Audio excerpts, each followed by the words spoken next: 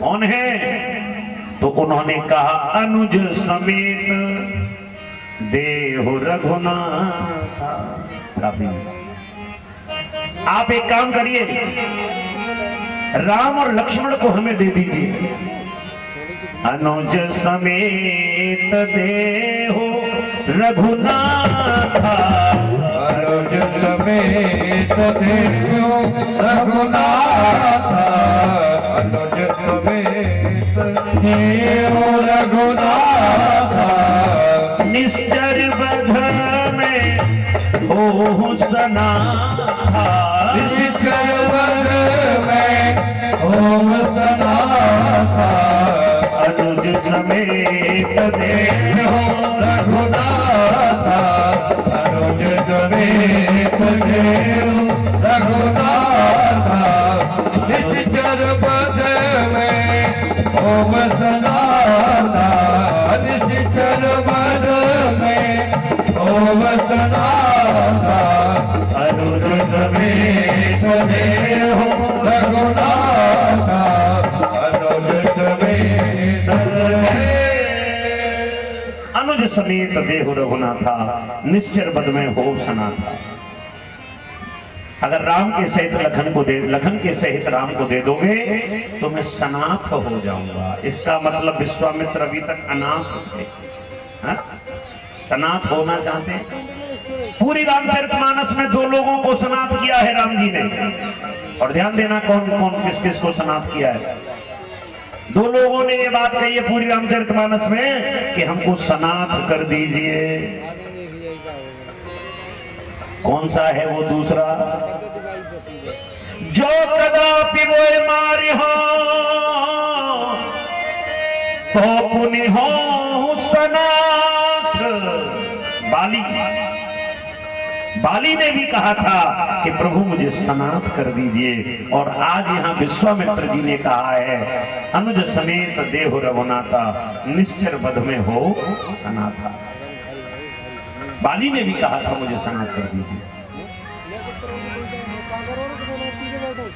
जैसे ही दशरथ जी ने सुना कि राम और लक्ष्मण को मांग रहे हैं तो दशरथ जी कहते हैं चौथे पन पाय सुत चारी, विप्र वचन नहीं कहे हूँ विचारी। विप्र वचन नहीं कहे हो विचारी। चौथे पन पाया हूँ सुतचारी। इस प्रसंग में एक बात और समझ में आएगी आपके। जब हम बार बार किसी से कुछ मांगते हैं तो हमारा क्या घटता है। जिस समय गुरुदेव भगवान आए थे उस समय लिखा है महामुनि ज्ञानी। कौन है ये? महामुनि है और ज्ञानी भी है। लेकिन जब मांगने लगे तो कौन रह गए? विप्र वचन नहीं, केवल विप्र रह गए। न तो ये महामुनि है न ज्ञानी है। कौन है? बोले केवल विप्र रह गए। विप्र वचन नहीं कहे हो विचारी। और इतना ही नहीं, अभी और पद घटेगा मांगेंगे बार बार। तो क्या? दशरथ जी महाराज ने कहा सरकार क्षमा करना, आपने विचार करके नहीं कहा। मैं इन दोनों को कैसे दे सकता हूं? सब सुत प्रिय मोहे।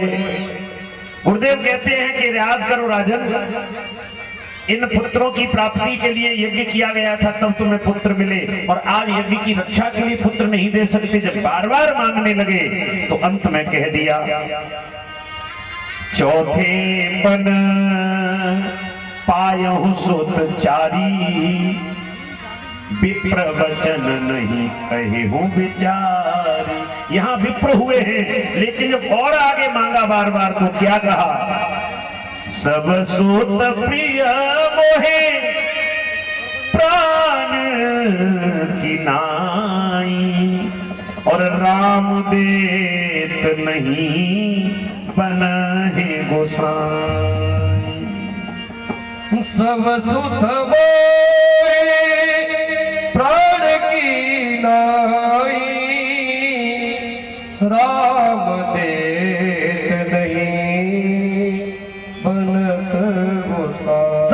प्रिय मोहे प्राण की नाई, राम देत नहीं बने गोसाई। अब कौन रह गए? गोसाई। आए थे तब महामुनि और ज्ञानी थे, बीच में विप्र हो गए, और अब कौन हो गए? गोसाई। बार बार मांगोगे तो ऐसे हमारा पद धीरे धीरे धीरे धीरे घटता चला जाएगा। मांगत मांगत मान घटे, और प्रीत घरे नित घटे, नित के घर जाए। रोज किसी के घर जाओगे बिना बुलाए तो क्या होगा? पहले दिन सोफे पे बिठाएगा, दूसरे दिन चारपाई पे, तीसरे दिन कुर्सी पड़ी है, चौथे दिन गोरा पड़ा तो है, पांचवें दिन अरे बैठ जाओ, जमीन से बड़ा कौन है? याद रखिएगा,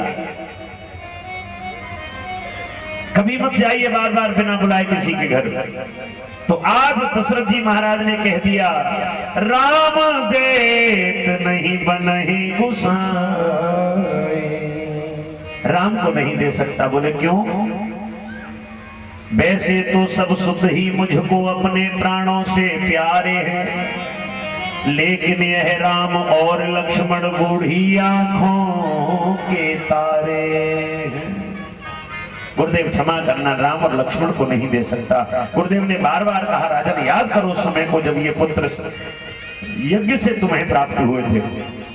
अब इन्हें लगा कहीं नाराज न हो जाए गुरुदेव, तो क्या किया इन्होंने कि कहा, गुरुदेव मैं एक बार इनकी मां से पूछना चाहता हूं।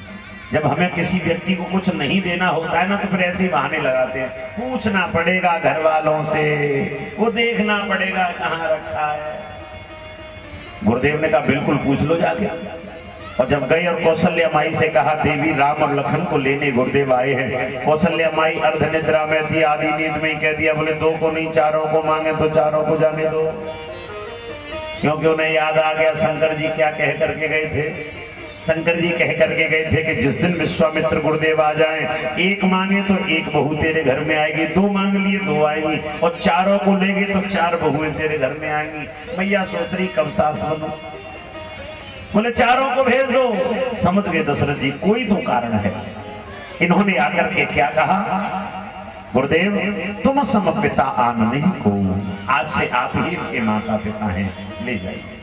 और लेकर के राम और लखन को चल दिए। जैसी राम और लक्ष्मण को लेकर के गुरुदेव चले हैं, जो ही निकले बंधु तो क्या देखा कि आगे चल के लक्ष्मण जी बोले गुरुदेव राम जी से, भैया थोड़ा गुरु जी के साथ विनोद कर लें, मजाक कर लें। बोले क्यों नहीं कर लें, अभी तो हम बालक हैं, कर सकते हैं।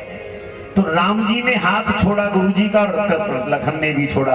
राम जी तो चढ़ गए पर्वत पे और लक्ष्मण जी उतर गए सरोवर में। अब गुरुजी का बेटा ये नीचे आओ, राम राम राम राम, गिर जाओगे नीचे आओ, लखन ऊपर आओ, राम नीचे आओ, लखन। किसी ने कहा गिर जाए तो गिर जाने दो, मर जाए तो मर जाने दो, तुम्हें क्यों मोह हो रहा है इनसे? तुम्हारे बच्चे थोड़े है, तुम तो एक सन्यासी हो, तुम्हें इनसे मोह क्यों हो रहा है? इन्होंने कहा अभी थोड़ी देर पहले तो राजा दशरथ को बड़ा उपदेश कर रहे थे आप कि पुत्र मोह में बावले हो रहे हो, अब क्यों मोह हो रहा है? तो उन्होंने कहा कि जब मैं उपदेश कर रहा था तब मैं पिता नहीं था, अब मैं पिता बन गया हूं, इसलिए इन पुत्रों के प्रति मेरे मन में भाव उत्पन्न हो रहा है। बोले तू के पिता कैसे बन गए? बोले दशरथ जी ने ही तो कहा था तुम सम पिता आन नहीं को, जिम्मेदारी मिल गई है। और जब कोई पिता बन जाता है तब पता चलता है कि संतान की पीड़ा क्या होती है। आगे बढ़े और आगे जाकर के क्या देखते हैं कि एक ताड़का नाम की राक्षसी हंसने लगी, वाह विश्वामित्र जी वाह, क्या सुंदर फल लेकर के आए हो मेरे बाल भोग। लक्ष्मण जी ने कहा गुरुदेव ये कौन है? तो कहा बेटा ये राक्षसी है, इसने बहुत से साधु संतों को खा लिया और ये अब तुम दोनों को खाने के लिए कह रही है। तो राम जी ने लखन की ओर इशारा किया, लखन क्या करना है? लक्ष्मण ने कहा भैया आप जानो, आप जो उचित लगे। गुरुदेव क्या करना है? बोले हो सके तो बेटा इसका अंत कर दो। एक ही बाण प्राण हर दीना, एक ही बाण प्राण हर दीना, एक ही बाण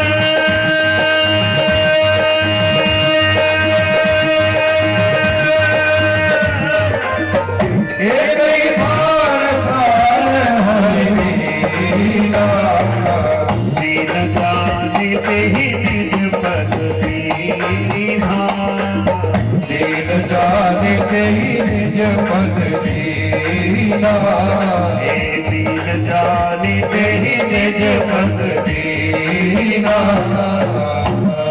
एक ही बाण प्राण हर लीना, दीन जान ते ही निज पद दीना। बंधुओं सभी प्रबुद्ध हैं, समझना एक बात को, इसकी आधी चौपाई तो सबकी समझ में आती है, लेकिन आगे की आधी नहीं आती समझ में। अब आप कहोगे नहीं महाराज जी हम तो समझते हैं, सब समझते हैं, तो ये मेरी समझ में आ रही है। एक ही बाण प्राण हर लीना, एक ही बाण से प्राणों का हरण कर लिया, लेकिन दीन जानते ही निज पद दीना। कौन सा पद दिया राम जी ने इसको? राम जी ने कौन सा पद दिया ताड़का को? और चौपाई कह रही है दीन जानते ही निज पद दीना।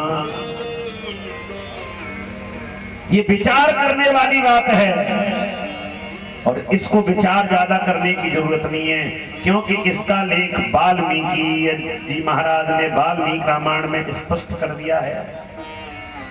यहाँ केवल रामचरितमानस की कथा का ही वर्णन नहीं किया जा रहा है। भगवत कृपा से मुझे कई बार वाल्मीकि का अध्ययन करने का अवसर मिला है, और उसकी कुछ विशेष कथाओं को मैं यहाँ प्रस्तुतिकरण करने की चेष्टा कर रहा हूं। तो कौन सा पद दिया राम जी ने, ध्यान देना, अब स्पष्ट करना चाहता हूं।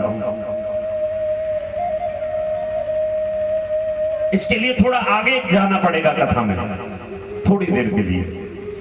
राम जी जिस समय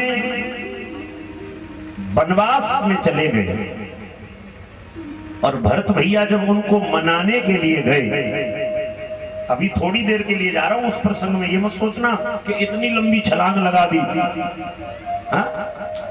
नहीं। भरत भैया जब उनको मनाने के लिए गए और राम जी ने कहा कि मैं पिता के प्रण को पूरा करने के लिए वन में आया हूं, अभी नहीं जाऊंगा जब तक 14 वर्ष नहीं होंगे।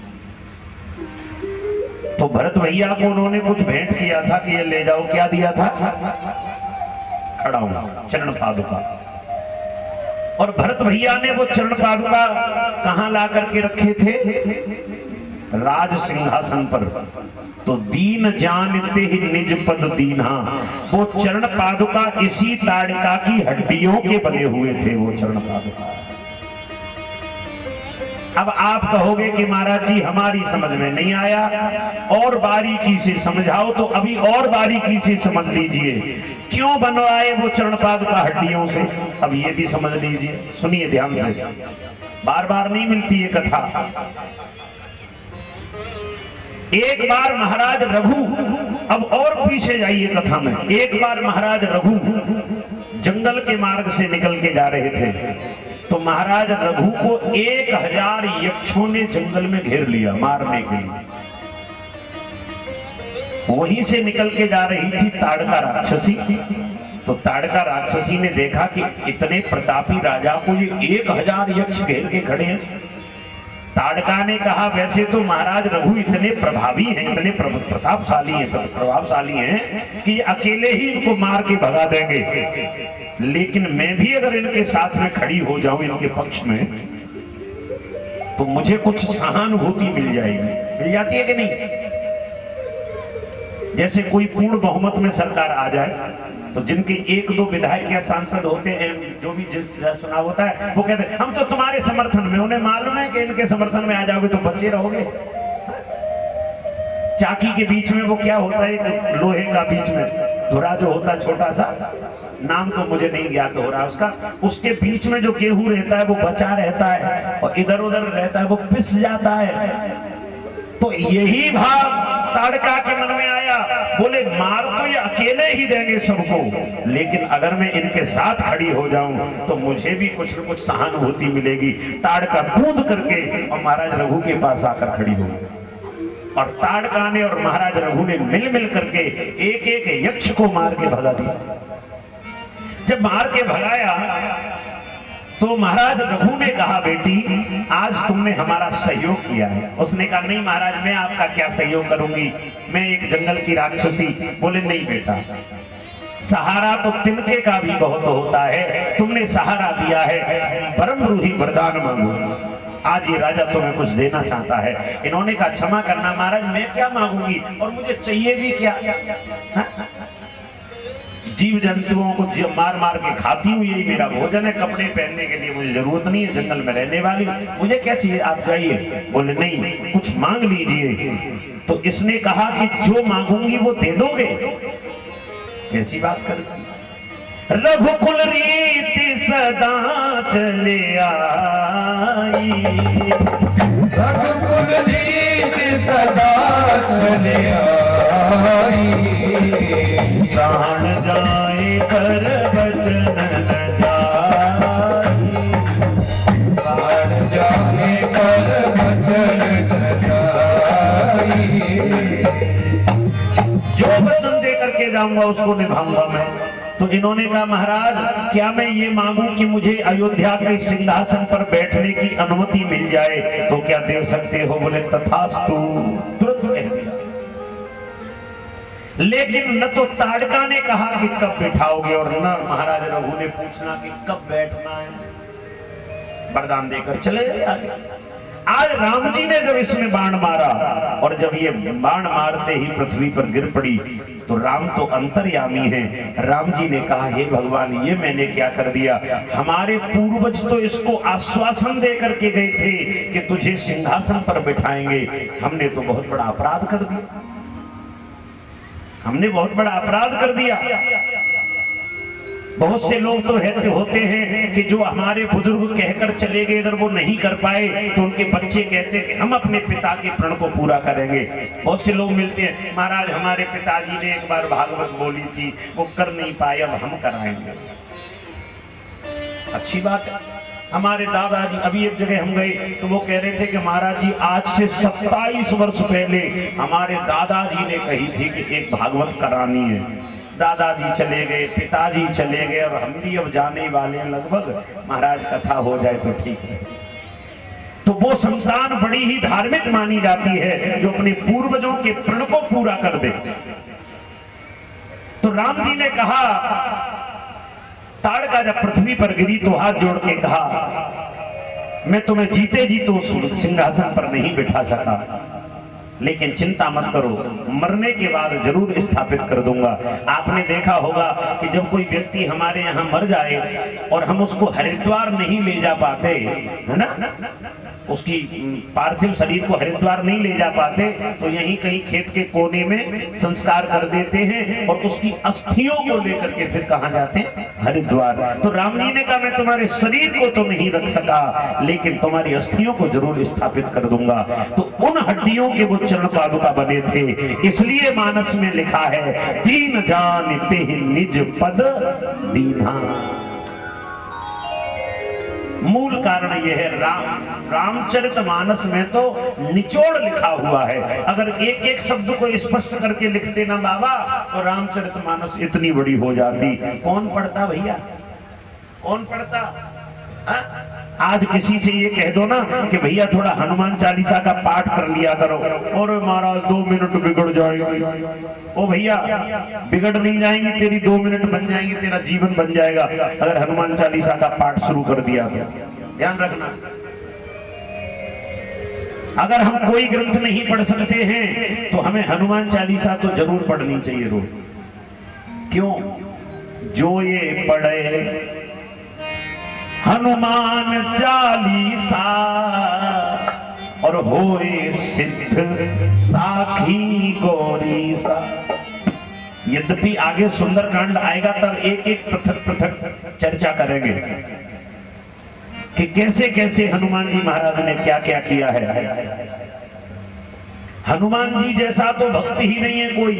मैंने पहले ही दिन कहा था कि आप सबसे बड़ा एक श्रोता है, और वो श्रोता कौन है?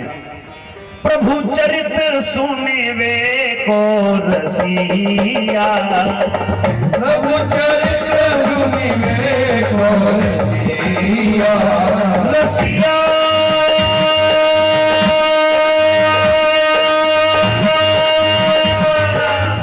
प्रभु चरित सुने वे को रसिया, राम लखन सीता मन बसिया, राम लखन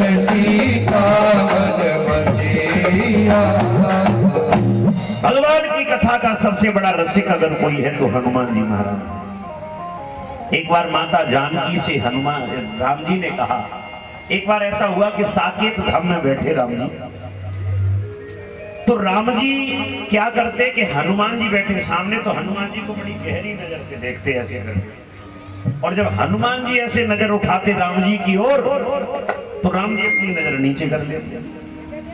माता जानकी एक तरफ बैठ के ये देख रही थी कि ये क्या चल रहा है खेल। शाम को जब कक्ष में गए तो माता जानकी ने कहा राघवेंद्र सरकार से, प्रभु आज मैंने एक विचित्र स्थिति देखी। बोले क्या?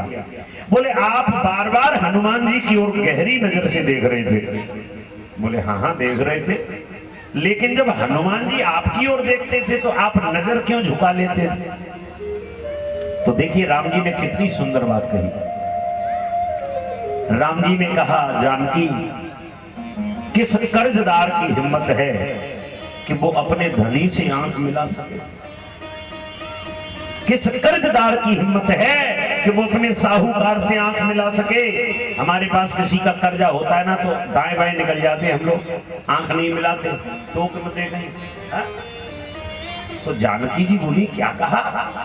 आप और कर्जदार और हनुमान जी साहूकार, वो धनी है। तो राम जी बोले हाँ जानकी, मैं हनुमान जी का ऋणिया हूं। हनुमान जी ये बात बाहर खड़े होकर के सुन रहे थे धीरे से, क्या कह रहे राम जी? तो इन्होंने कहा हनुमान जी के कर्जदार तुम कैसे हो? तो इन्होंने राम जी ने कहा जानकी, विभीषण ने मेरी सेवा की तो मैंने उसे राजा बना दिया। विभीषण ने मेरी सेवा की तो लंका का राजा बनाया, सुग्रीव ने सेवा की तो पंपापुर का राजा बनाया। दोनों को मैंने पद दिला दिया, लेकिन हनुमान ने मेरी सेवा की, उसको बेचारे को तो कोई में पद ही नहीं दे पाया। कपिसो उऋण हमना, कपिसो उऋण हम नाही, कपिसो उऋण हम नाही। मैं आज भी हनुमान जी का कर्जदार हूं, मैं कोई पद नहीं दे पाया हनुमान जी को। हनुमान जी की आंखें भर आई और हनुमान जी तुरंत कक्ष में अंदर आए और आकर के राम जी के दोनों चरण पकड़ करके बैठ गए चरणों में, और नेत्रों में प्रेमाश्रु भरते हुए हनुमान जी बोले राघव, आज के बाद ये बात मत कहना। कौन कहता है आपने मुझे पद नहीं दिया? सुग्रीव ने सेवा की,